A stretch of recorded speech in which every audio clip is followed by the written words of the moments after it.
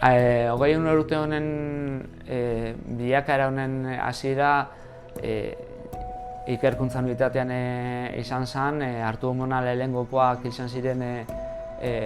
Itziar Agirre, Carlos Salinas eta Isabel Urrutigaz batera, erradologia eta respiko sailekoak,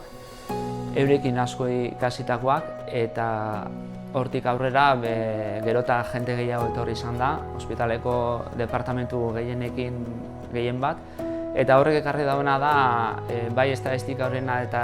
klinikon arteko elkar ulermen bat, ez da, azken finean, eta elkar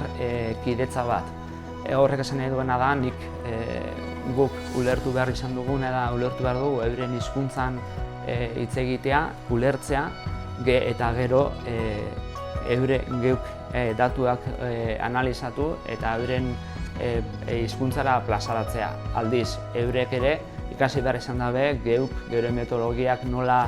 funtzionatzen daben ulertzen, ezta? Egia da, betiko moduan eta lanbide guztietan zehar moduan anekdota pilo bat egon diez, oso onak eta oso barregarriak, eta baina egia da inflexio puntu moduan eta oso momentu garrantzitsu zen COVID garaia, eta momentu horretan ez genekin zertan da zetzan gaixotasun hori eta nondik norakoak, eta estatistika horiok ibili ginen datu informazio kantitate pilo bat sistematik ateratzen saiatzen, ereduak egiten azaltzeko eta aurreratzeko egoera ez erosoei. Eta gehien bat ulertzen duguna da horrek ekarri dauela gure lanbidea puntakoa izatea, horrek osasun zerbitzuetan arloan gehien bat